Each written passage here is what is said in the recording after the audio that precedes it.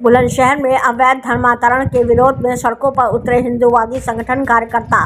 धर्म की रक्षा कौन करेगा, हम करेंगे के नारों से गूंजा इलाका।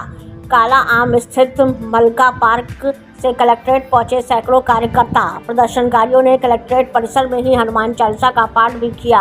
विभिन्न राष्ट्र विरोधी शक्तियों पर छल बल व प्रलोभन के सहारे लोगों को बहकाने का आरोप। अनुच्छेद 25 का हवाला देकर लालच और दबाव डालकर धर्म परिवर्तन कराने वालों पर कार्रवाई की मांग की गई। प्रदर्शनकारियों ने विदेशी धन और मशीनरी द्वारा गांव-गांव में धन बस्ती को निशाना बनाने का आरोप। प्रदर्शनकारियों ने बुलंदशहर एडीएम प्रशासन को राष्ट्रपति के नाम ज्ञापन सौंपा। बुलंदशहर में अखिल भारतीय वाल्मीकि महासभा के बैनर तले किया गया प्रदर्शन।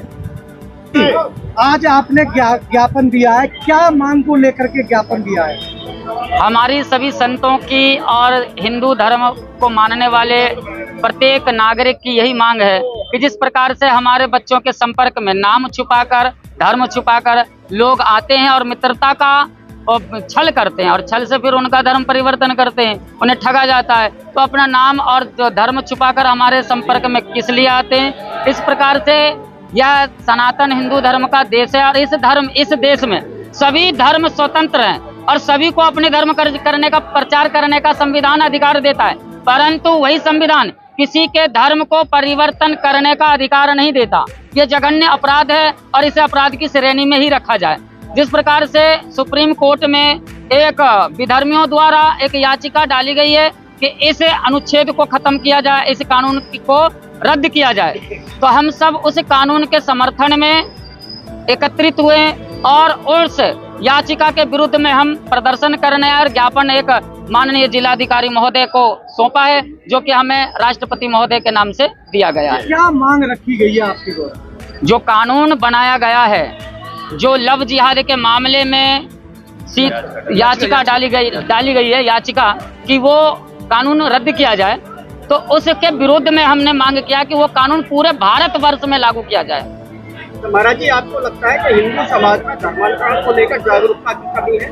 हाँ, जागरूकता की कमी है, क्योंकि हमारे कुछ जो गरीब तबके के लोग हैं, जिन्हें रोजगार की कमी है और जीवन यापन करने में अव्यवस्था प्रतीत होता है, वो लोग जो है बहकाए में बहलाने में आ जाते हैं और उनसे जो मशीनरी है, जो विदेशी मशीनरी है और फॉरेन कंट्री से जहां धन आता है, उन्हें धन के लोभ से उनका धर्म परिवर्तन कराते हैं। तो ये परिवर्तन रोका जाए और उनकी पहचान किया जाए कि कौन कौन लोग पैसा देकर धर्म परिवर्तन करा रहे हैं और उन्हें न्यायपालिका द्वारा दंडनीय अपराध की श्रेणी में रखा जाए और उन्हें दंड दिया जाए।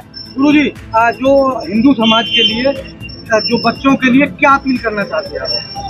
हम बच्चों के लिए एक पूर्वजों की एक कथा सुनाना चाहते हैं कि हमारे पूर्वज कहते थे कि जिसके सिर पर या जिसके मकान पर गिद्ध बैठ जाए उसका सर्वनाश हो जाता है, और गिद्ध और सभी मनुष्य अपने कर्म से पहचाना जाता है। तो गिद्ध सभी पशु पक्षी का, चाहे वो गधा, भैंस, बकरी, ऊंट, हाथी, सबका मांस भक्षण करता था, इसलिए उसे इस दृष्टि से हम देखते थे। आज जो मनुष्य इस प्रकार का भोजन भक्षण करे, जो मनुष्य इस प्रकार का भोजन भक्षण करे, वो सब गिद्ध की श्रेणी में चला गया। और जब गिद्ध हमारे मकान पर बैठने से हमारा सर्वनाश हो जाता है, तो इस प्रकार का मनुष्य अगर हमारे संपर्क में आएगा तो हमारा भी सर्वनाश हो जाएगा। ऐसे गिद्धों से कैसे निपटोगे आप? ऐसे गिद्धों से कहा कि धर्मो रक्षति रक्षता।